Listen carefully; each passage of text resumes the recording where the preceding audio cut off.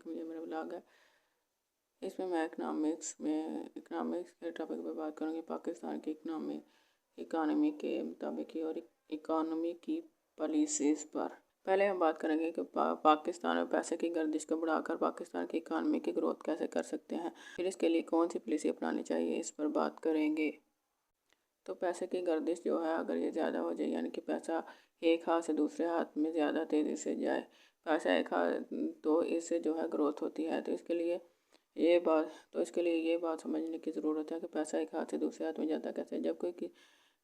ہے۔ جب پاکستان میں جب کوئی کسی دوسرے سے کوئی شے خریدتا ہے یا کوئی کام لیتا ہے تو وہ اسے پیسے دیتا ہے، تو اس طرح سے پیسہ ایک ہاتھ سے دوسرے ہاتھ میں جاتا ہے۔ وہ جب کوئی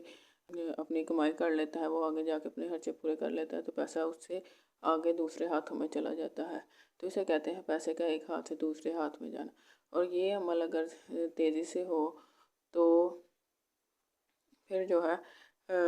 گروتھ ہوتی ہے، کیونکہ اس سے زیادہ، اس کا مطلب ہے کہ پیسہ اگر ہاتھ جلدی چینج کر رہا ہے تو اس کا مطلب ہے کہ پہلے سے زیادہ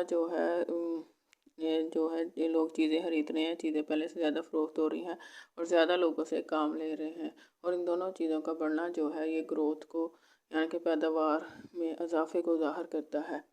اس کا مطلب ہے کہ پاکستان میں اگر پیسے کی گردش کو تیز کیا جائے تو یہ پیداوار میں اضافے کا باعث بنے گا۔ یہ بات تو ہو گئی کہ پاکستان میں گروتھ کے لیے پیسے کی سرکولیشن کو اگر زیادہ کرے کہ پیسہ ایک ہاتھ سے دوسرے ہاتھ میں زیادہ تیزی سے جائے تو اس سے پاکستان کی پیداواری صلاحیت میں اضافہ ہوگا۔ لیکن اس کے لیے اب کون سی پالیسی جو ہے اکنامکس کی اختیار کرنی چاہیے، تو اس کے لیے جو ہے زکوٰۃ کی پالیسی، زکوٰۃ کی پالیسی بہترین ہے۔ یہ کیسے پیسے کی سرکولیشن میں اضافہ کیسے کرتی ہے، اس کے لیے سمجھنا ضروری ہے کہ یہ جو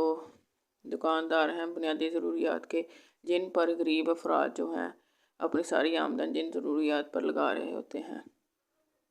وہ ہے خوراک، کپڑے، سودا سلف وغیرہ،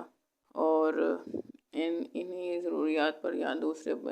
جو بجلی گیس وغیرہ کے بل ہوتے ہیں، اس کے علاوہ انہی ضروریات پر ان کا خرچ لگ رہا ہوتا ہے۔ تھوڑا بہت وہ اپنی بچت وغیرہ کر کے اپنا کوئی چھوٹا موٹا گھر وغیرہ بنا لیتے ہیں۔ ایسا ہی ہوتا ہے جو بھی غریب افراد جو ہوتے ہیں، اب ان کے پاس جو آمدن آ رہی ہے، ہمیں یہ سمجھنے کی ضرورت ہے کہ وہ ساری انہی ضروریات پر خرچ ہوتی جا رہی ہے، یا بچوں کے جو یہ اسکول کے اخراجات وغیرہ ہوتے ہیں، ٹھیک ہے، انہی پر خرچ ہوتی جا رہی ہے۔ ہر مہینے، ہر ہفتے یا ہر روز وہ اگر کوئی 1000 روپے کی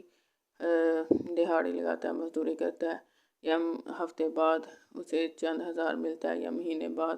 وہ کچھ ہزار کی جو ہے اپنی تنخواہ لے رہا ہے، تو اس کا جو بھی آمدن ہے وہ انہی چیزوں پر خرچ ہوتی جا رہی ہے۔ ٹھیک ہو گیا، خوراک، کپڑے، سودا سلف ہو گئے، بچوں کی کوئی یہ ضرورت کی چیزیں ہو گئی، انہی چیزوں پر خرچ ہوتی جا رہی ہے۔